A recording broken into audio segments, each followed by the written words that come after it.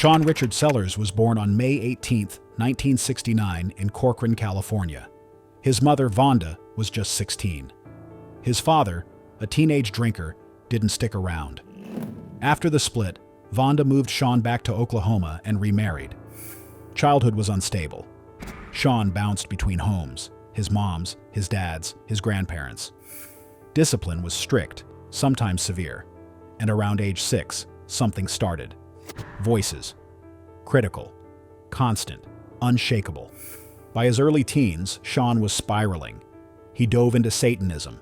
He held private rituals and went as far as drinking from his own body. He studied occult symbols and read books about unseen forces.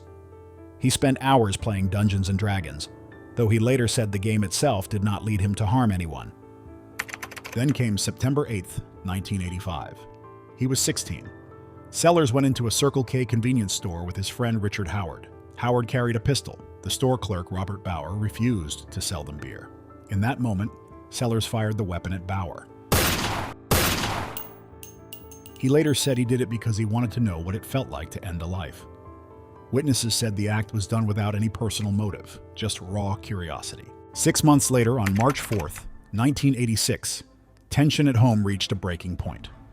Sellers had been using illegal substances. In a moment of anger and planning, he took his stepfather's .44 revolver. He went to bed early so he could wake before dawn. He dressed only in underwear to avoid getting red stains on his clothes. He shot Paul Belafato from behind. When his mother, Vonda, woke up, he shot her twice in the head. Afterwards, he tried to arrange the scene to look like a break-in by an outsider. That double act that ended 2 lives was driven by anger. Sellers felt his parents controlled his life. They limited his time with friends and forced him into Bible study. Under the influence of substances, his resentment turned into aggressiveness. Authorities arrested him on March 6, 1986. He was 17 at the time. He was charged with 3 counts of causing loss of life in the first degree. During his trial in Oklahoma County, his lawyers said he was under the sway of dark beliefs and split personalities. They even blamed his Dungeons and Dragons hobby. A court psychiatrist testified that Sellers was legally unconscious when he committed the acts. The jury found him guilty on all counts. They described his acts as brutal, callous, and cruel. Because Oklahoma law did not allow life with parole, the jury selected the capital punishment. Sellers appealed. In 1991, the state's highest appeals court removed one aggravating factor but kept the highest sentence in place. In 1995, he tried to present new evidence of possible brain damage and multiple personality issues. The court said he was too late to add that information. In 1998, the federal appeals court expressed concern over his mental health. It said those issues should have been raised sooner. The judges suggested that seeking mercy from the governor, not more court hearings, was the proper route. By early 1999, Sellers had become a devout Christian.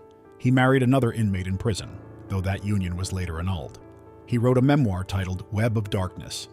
He spoke in churches and youth groups about his journey. Despite these efforts, no governor or court granted him mercy. For his final meal, Sellers chose Chinese food, egg rolls, sweet and sour shrimp, and battered shrimp. In his last hours, he sang hymns. He said, "Here I come, Father, I'm coming home." To the prison warden, he said, "Let's do it. Let's get it on." His final prayer was, "Set my spirit free, that I might praise thee. Set my spirit free, that I might worship thee." He did not offer words of regret to the families of those he harmed. His step-siblings later said they felt he overstepped by trying to comfort them. At 11:21 p.m. on February 3, 1999, prison staff administered the injection that ended his life at Oklahoma State Penitentiary. But the most unsettling part of the next case, no one saw it coming. Eric Smith was born on January 22, 1980. His hometown was in rural Steuben County, New York. His home life was rough. He had red hair, thick glasses, and low-set ears. Other kids often picked on him. His parents fought a lot, and he later said there was mistreatment at home. Court and parole hearings revealed some of those details. He struggled in school. He was held back because of speech delays. He often felt alone. At age 13, he received several diagnoses: attention deficit and hyperactivity disorder, depression, and what some called intermittent explosive disorder. Not all experts agreed on that last one. On August 2, 1993, Eric was riding his bike to summer day camp. 4-year-old Derek Joseph Robbie had left that morning for his own camp. Eric saw Derek on the road. He told the boy he knew a shortcut through nearby woods. Once in the woods, Eric's anger took over. He put his hands around Derek's neck until the boy passed out. Then he picked up a rock and struck Derek's head over and over. Next, he forced a stick on Derek in a harmful way. Finally, he reopened Derek's wounds and poured Kool-Aid over them. Later, people asked Eric why he did it.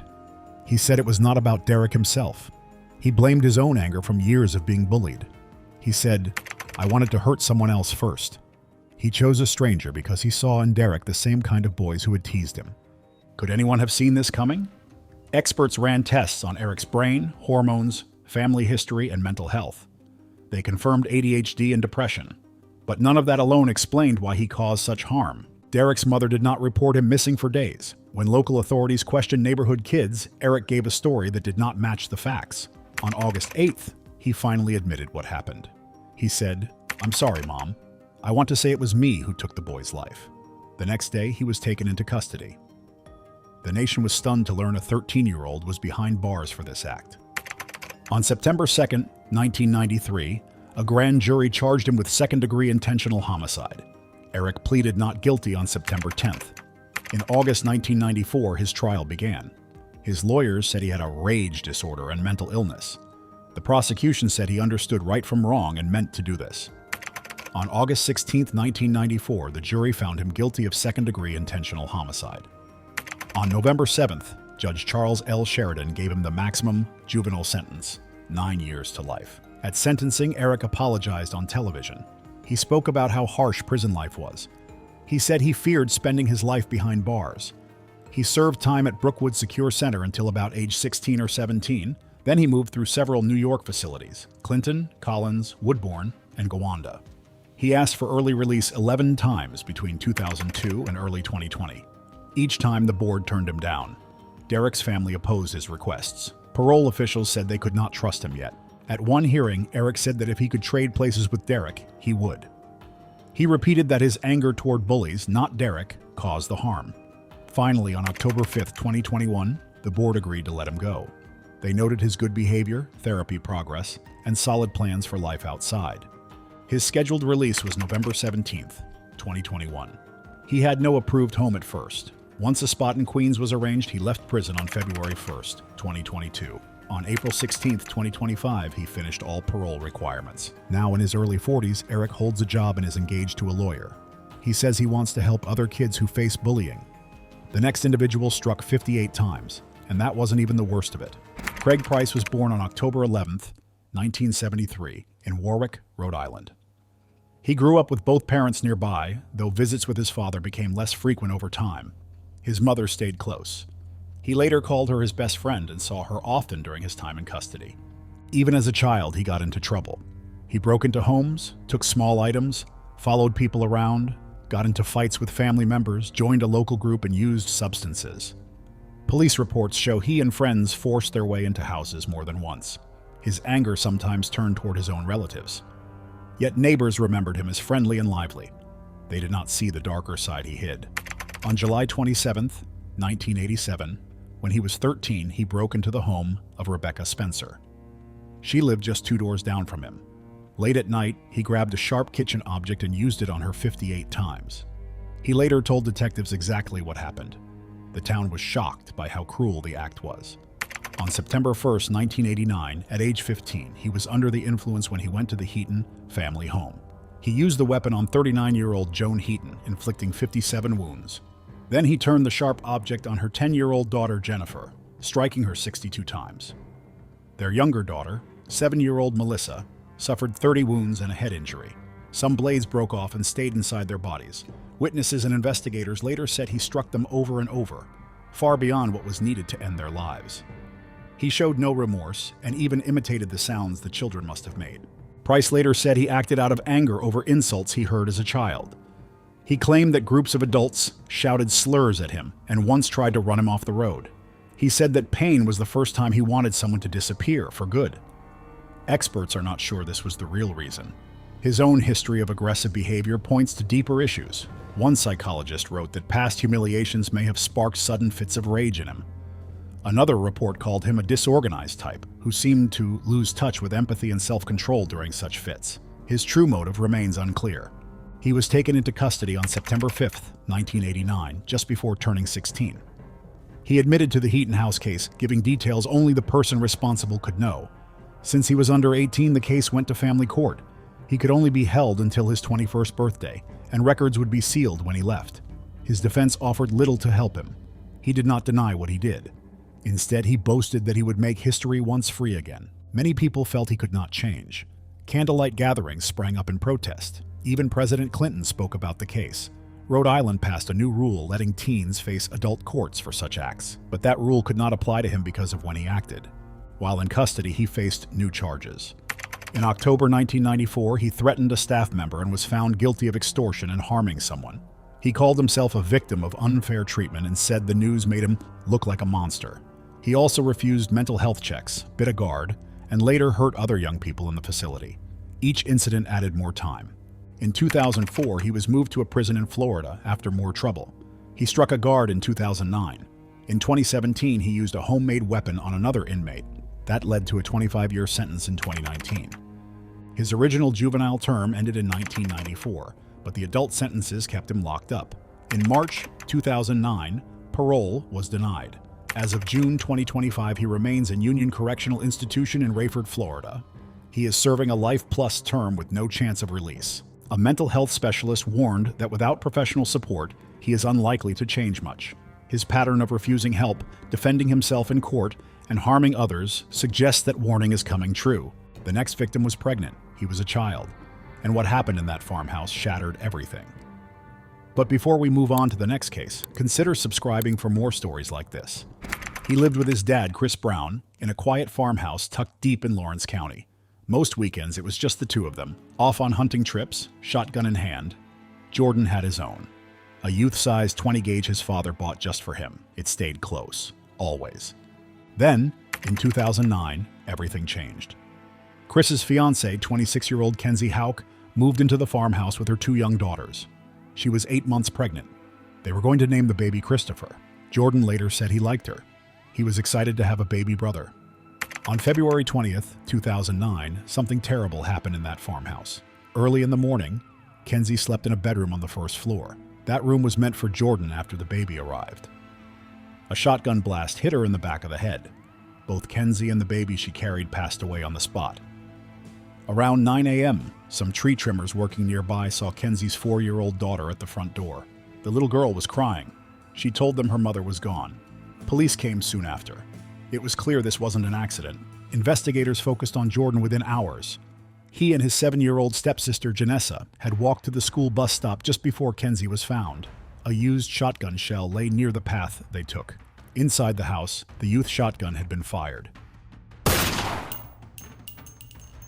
Detectives thought Jordan had grabbed the gun from his room. They believed he took a shell from Kenzie's bedroom armoire, used it, cleaned the weapon, then walked to the bus. He left the shell casing behind. Prosecutors said Jordan was angry about the new baby. They argued he feared losing attention from his father. But did they have proof? There was no DNA, no fingerprints, no witnesses. All evidence was indirect. It pointed to a theory, not a fact. Just after midnight on February 21st, police came back to the Brown home. They arrested Jordan, who was 11 years old at the time. Pennsylvania law said anyone accused of taking a life must stand trial in adult court. Jordan was handcuffed and taken to an adult jail. He was scared and confused. In March, his lawyers want to move to a youth facility. He went to the Edmund L. Thomas Adolescent Center in Erie. Chris Brown made a 4-hour round trip nearly every day to see his son. He often missed work. It was hard on him, both emotionally and financially. But he never stopped visiting. Jordan stayed officially in adult court while lawyers tried to switch his case to juvenile court. Judge Dominic Motto first refused. He said Jordan would have to admit he was responsible before moving to juvenile court. That went against Jordan's right to remain silent. Pennsylvania's Superior Court later overruled Judge Motto. Jordan could be tried as a youth. In April 2012, now 14, Jordan faced a juvenile hearing before Judge John W. Hodge. Janessa testified that she saw Jordan with guns and heard a loud noise that morning. After 3 days, Judge Hodge found Jordan delinquent on first-degree charges. He also ruled Jordan responsible for ending the baby's life. This was the youth court version of a guilty verdict. Jordan was sent to a juvenile center until he turned 21. He lost his teen years behind locked doors. Jordan's case did not end in 2012. In May 2013, the Superior Court threw out his delinquency finding. It said Judge Hodge had ignored other possible suspects, but Judge Hodge stood by his decision in 2015. In 2016, the Superior Court backed that again. On July 18, 2018, the Pennsylvania Supreme Court spoke. In a 5-0 vote, it said the evidence was too weak. There was no DNA, no fingerprints, and no one saw Jordan do it. The shell casing did not prove he acted alone. The court ordered Jordan's release. It said he could not be tried again for the same matter. Could someone else have shot Kenzie? The court noted that her ex-boyfriend, Adam Harvey, was a possible suspect. He had made threats in the past.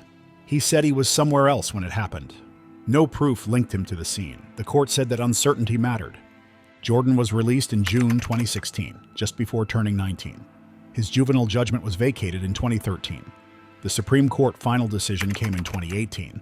Since then, he has been free. Afterward, Jordan spoke about his life. He said he dealt with trauma and PTSD. He chose to study computer science in college. He also worked with his father's private business. In 2024, Jordan filed a federal lawsuit against the state troopers. He claimed they made up evidence and hid facts that could help him. A jury, however, ruled the troopers did not act with bad intent. His father, Chris, said, "Half of his life he spent in this system to get to our final day today." Jordan told ABC's 20/20ths, "I'm a whole clean slate. Everything is gone." The truth finally got out. He also recalled how lost he felt as an 11-year-old. "I didn't understand what was happening," he said. "I knew that my stepmom passed away, but I didn't know how or what was going on." Pennsylvania law required an adult trial for anyone accused of taking a life. To open a youth case, Jordan would have had to admit responsibility. That would have violated his right to stay silent. His refusal kept him in adult court at first. Now 27, Jordan is free under the law. His name is cleared. But the scars remain. He studies, works, and lives with the past. He still hopes the system will learn from his story. Now what if a video game obsession turned fatal? Daniel Petric was born on August 24, 1991, in Wellington, Ohio. He grew up in a steady, church-focused home. His dad, Mark, served as a Pentecostal minister at New Life Assembly of God. His mom, Susan, looked after the family. Danny had a younger sister named Heidi. Everyone who knew him said he was just a regular teenager, friendly, fun, and active in church, until an illness changed everything. In 2005, Danny got a serious staph infection. It damaged his spine and left him confined to bed for a year. To pass the time and forget the pain, he discovered video games. He fell in love with the Halo series. He spent 7 to 8 hours a day playing at a friend's house. His dad warned him that the game was too aggressive. He told Danny to stop or move out. By late 2007, Danny bought Halo 3 without asking. His dad was furious. He took the game away and locked it in the safe. The safe key was hidden in the house alongside a 9mm Taurus PT-92 handgun. Danny spent that weekend at his friend's place. He played up to 18 hours straight. When he came home and found the game and key gone, he felt betrayed and angry. Danny's obsession grew so strong that he began to see life like a video game. He believed events could just reset. He thought his parents would wake up again, as if nothing had happened. On the evening of October 20th, 2007, Danny came back around 7 p.m. His parents were sitting on the couch. He walked in quietly and said, "Close your eyes. I have a surprise for you." When they did, he shot them both at point-blank range. Susan fell first, hit in her head, arm, and chest. Mark was struck in the skull. He later said his head went numb and he felt red body fluids running down his face. After Susan collapsed, Danny turned the gun on his father for a moment. He said, "Here's your gun, take it," as if to blame his father for what had just happened. A short time later, Heidi and her husband Andrew showed up to watch a baseball game. Danny stood in the doorway. He claimed his parents were having a loud argument. Heidi heard her father moaning. She pushed past Danny and found her mother unresponsive and her dad barely conscious. Danny ran to the family van and drove off. Police caught him a short distance away. His trial began on December 15, 2008.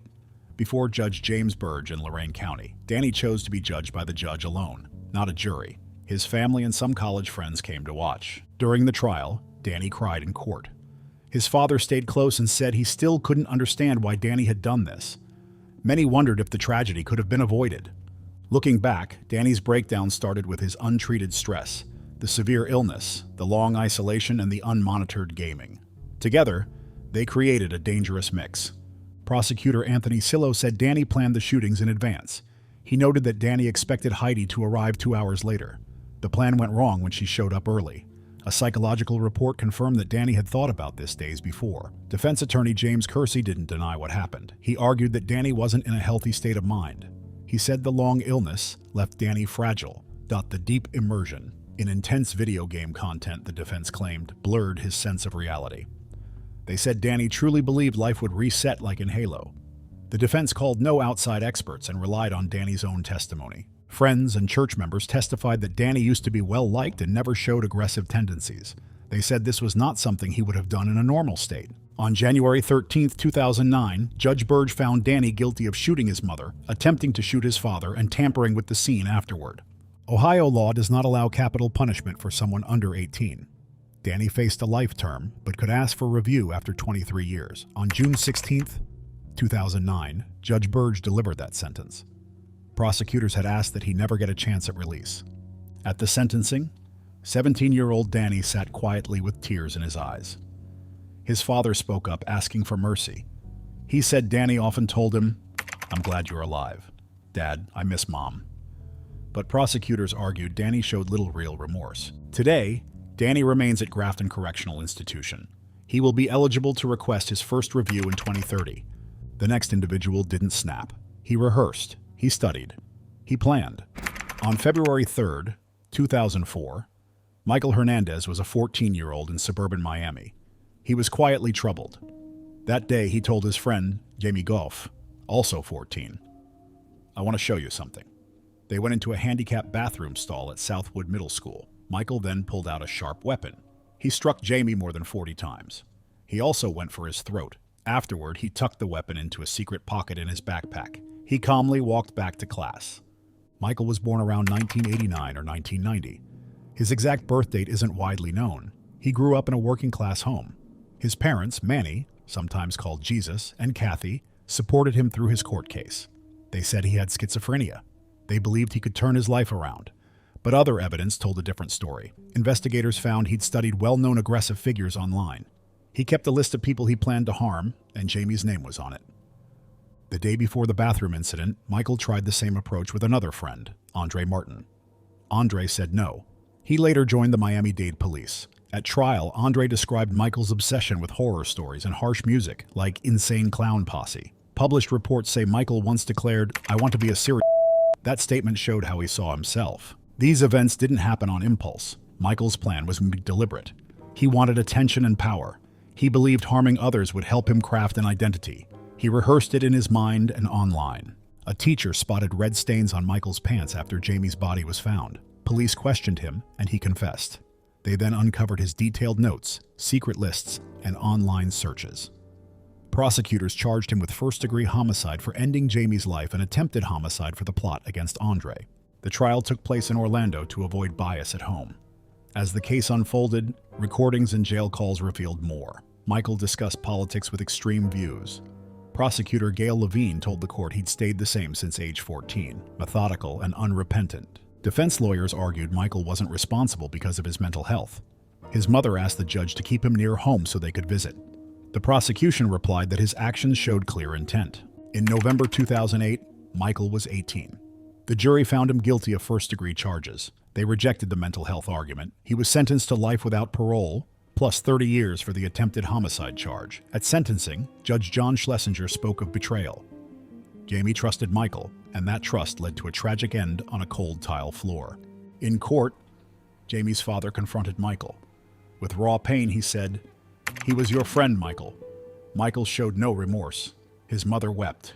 His father clashed with the legal process. Appeals followed, claiming rights violations and mental health concerns, but none succeeded.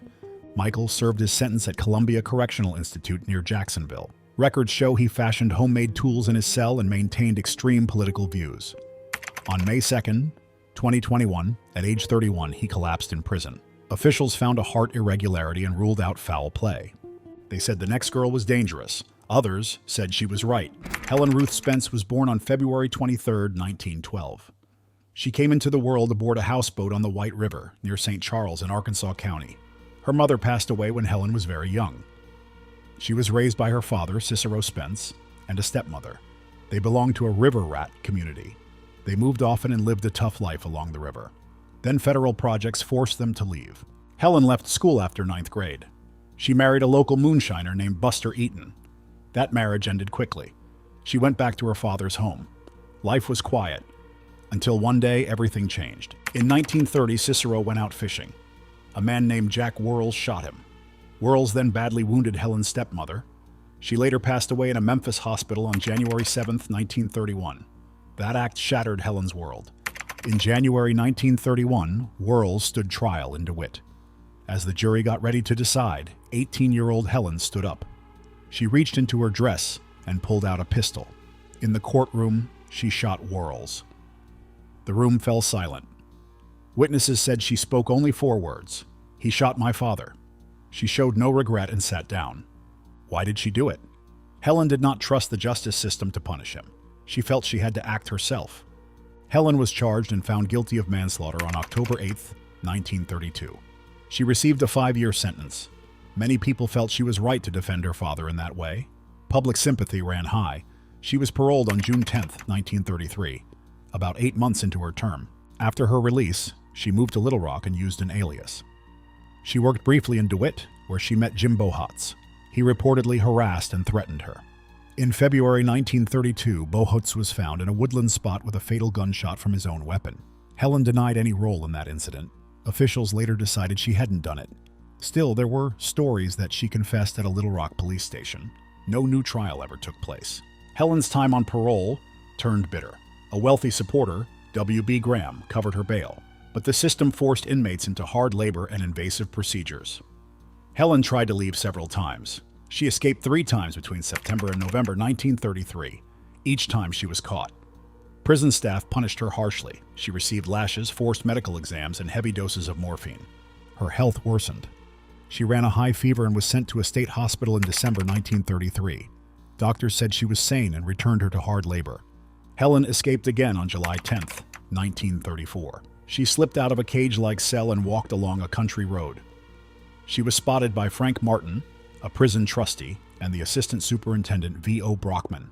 Martin suddenly shot her behind the ear. She lost her life instantly. Officials accused Brockman of being involved in the shooting. A jury cleared both men of any wrongdoing. Hundreds of people came to view Helen's body at the funeral home. She was laid to rest beside her father in St. Charles. Local stories say a man named John Black stole her body at night. He reburied her in a secret spot, marking it with a cedar tree he planted.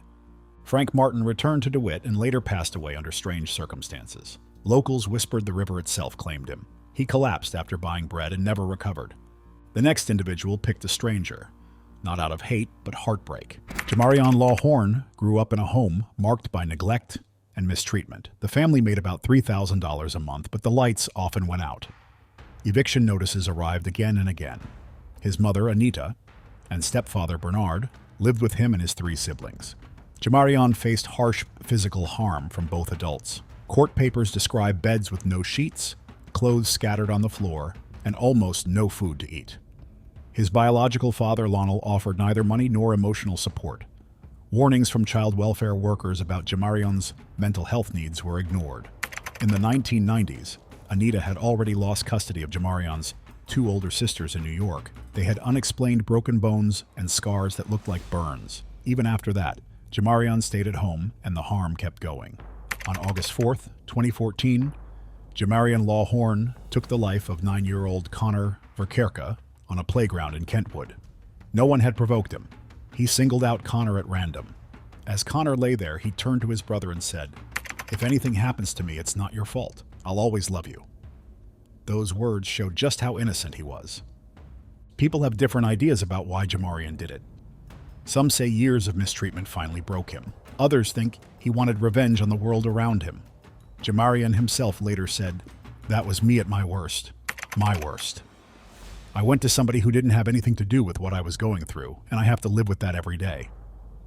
His own words suggest this was not planned. It was a sudden outburst of anger. He was charged with taking a life in the first degree and tried as an adult. In 2015, the jury found him responsible. Prosecutors argued that what he did was so serious it needed an adult sentence. His lawyers pointed to his youth and the harm he had suffered. In the end, the verdict did not change. Jamarion was sent to a residential treatment center. He stayed there for about 6 years. In 2021, a judge approved his release. The judge noted how much he had grown and learned. This decision led many to talk about how young people are treated by the justice system and whether they can really change. In a 2021 interview, Jamarion looked back on that day. He repeated, "That was me at my worst, my worst." He spoke about the pain he caused an innocent child. He admitted the guilt he carries with him every moment. His story shows how a young person, trapped in a cycle of harm, can end up in a tragedy no one wanted to happen. The next victim just wanted to play. He never made it home. Evan and Jake were cousins. Both were 12 years old and lived in Ephrata, Washington. Evan was born on October 22, 1990. Jake was born on November 14, 1990. Their families had moved to Ephrata when the boys were about 2. They knew each other ever since. Evan was a popular student and often made others laugh. He sometimes bullied younger or less popular kids. Jake had a speech disability and was often picked on by classmates. Evan had one stepbrother named Andy Parent Jr. Jake had a brother, Jonathan, and 2 stepbrothers, Austin and Christopher Vickery. Jake's biological father remains unknown. On February 15, 2003, Evan and Jake invited their 13-year-old friend Craig Sorger to Oasis Park. Craig had autism and received extra help at school. He had moved to Ephrata 2 years earlier to avoid teasing. His mother agreed to let him go as long as he came home before sunset. At the park, Evan dropped a rock onto Craig's neck. Craig fell down. Evan then struck Craig many times in the head, neck, chest, and torso. Jake joined in by striking Craig's head and legs with a tree branch. Craig suffered at least 34 wounds and many bruises. He lost his life in the incident. After that, Evan and Jake went back to Evan's house. They played video games. They did not mention what happened to Craig. When Craig did not return, his mother grew worried. She went to Evan's home and learned that the boys were back without Craig. She called 911. She and others searched the park. An officer found Craig's body in a pile of leaves near a trail. The reason for the incident was unclear at first. Later, Jake said Evan had planned it. He said they had talked about ending someone's life. Jake kept a journal called Sniper. In it, he praised the 2002 DC sniper shootings. On February 18, 2003, the boys were arrested. Evan faced first-degree charges. Jake faced second-degree charges. They were tried as adults. They became the youngest in Washington state to face such charges since 1931. Jake confessed in 2005 after 2 years in custody. He pleaded guilty to second-degree involvement and agreed to testify against Evan. Prosecutors planned to ask for an 8-year term. On April 28, 2005, a judge sentenced Jake to over 14 years behind bars. The judge said 8 years was too low. Evan was first found guilty of first-degree counts and got 26 years. His conviction was later overturned due to a trial error. He faced a new trial. In 2013, Evan pleaded guilty to second-degree involvement and received 20 years imprisonment. Both boys served time in juvenile and adult facilities. After they finished their terms, their paths diverged. Jake moved to Greenville, South Carolina. He became an anti-abortion activist and apologized to Craig's family. Evan settled in Tacoma, Washington. He married and had a daughter. The next individuals were 11 and 13. Their plan was fatal. Mitchell Johnson was born on August 11, 1984, in Rochester, Minnesota. His parents divorced when he was 7. He then moved to Jonesboro, Arkansas with his mother Gretchen and his brother. Gretchen later married Terry Woodward. Terry was serving time in the local prison where Gretchen worked as an officer. Mitchell had a friendly relationship with his stepfather and his brother. He sang in the Central Baptist Church youth choir as a child. Later, he joined the youth group at Revival Tabernacle Church in Jonesboro. Andrew Golden was born on May 25, 1986, in Jonesboro, Arkansas. He grew up in a steady home. His mother, Jacqueline, and his father, Dennis, both worked for the Postal Service. Andrew got along well with both of them. He often visited his grandparents and his great-grandmother. His grandfather, Douglas Golden, served as a wildlife conservation officer in Jonesboro. On March the 24th, 1998, Mitchell Johnson and Andrew Golden carried out a planned incident at Westside Middle School in Craighead County. Andrew, then in 6th grade, pulled a fire alarm. This caused students and staff to leave the building. As people moved outside, Mitchell opened fire with a rifle. 4 students and 1 teacher lost their lives. 10 other people were hurt. Anger and a wish for revenge drove the 2 boys. Mitchell had once threatened to harm a former girlfriend. Both Mitchell and Andrew had bullied other students. Mitchell showed a strong interest in firearms. He also claimed to belong to street gangs. Andrew often got into fistfights and used foul language. 3 months before the incident, a classmate told a school counselor that Andrews said he planned to shoot people at the school. When the counselor spoke with him, Andrews said he had a nightmare about doing it and then dying himself. That nightmare had scared him, but he still went through with the plan. Because they were both under 18, the court treated them as juveniles. The judges found them responsible for taking 5 lives and for injuring 10 others. Each boy received a sentence that kept them locked up until they turned 21. Mitchell Johnson served 7 years and 4 months before his release. Andrew Golden served 9 years and 2 months before his release. Carl Newton Mahan was born in 1922 in Paintsville, Kentucky. He grew up in a rural part of Appalachia. His family worked hard to get by. His father was a coal miner who earned their living underground. His mother took care of the home. The Mahans had little money. They had few chances for schooling. They had almost no organized activities for fun. Their neighbors all knew one another. Kids often played together. Sometimes they picked up bits of scrap metal and sold it for pennies. On May 18, 1929, Carl and his 8-year-old friend Cecil Van Hoos went out to look for metal scraps near Paintsville. Carl spotted a chunk of iron he thought he could sell. Cecil was bigger and stronger. He grabbed the iron from Carl. He hit Carl in the face with it. Carl felt ashamed and angry. He ran back home. He climbed onto a chair. He grabbed his father's 12-gauge shotgun. Then he went back to where Cecil waited. Carl pointed the gun. He warned, "I'm going to shoot you." He pulled the trigger. The pellet struck Cecil, and Cecil lost his life a few minutes later. Word of the shooting spread fast through town. Officials arrested Carl soon after. They charged him with causing Cecil's loss of life. This was a first in Kentucky. No one that young had ever faced that charge there. The trial began on May 23, 1929, just 5 days after the incident. Carl's lawyer said Carl was too young to understand what would happen. In court, Carl described what led up to the shooting. At one point, he even took a nap while waiting his turn. The jury spoke for only half an hour before finding Carl guilty of a lesser offense. The judge sent Carl to a reform school for 15 years. Almost immediately, his lawyers won an appeal. The higher court overturned the sentence. Many people said Carl's parents should answer for what happened, not him. Newspapers and public meetings debated how to treat young people who cause another's loss of life. After the appeal, Carl went back to his family. He kept a low profile after that. There are few records of his life afterward. He passed away in 1957 at the age of 35.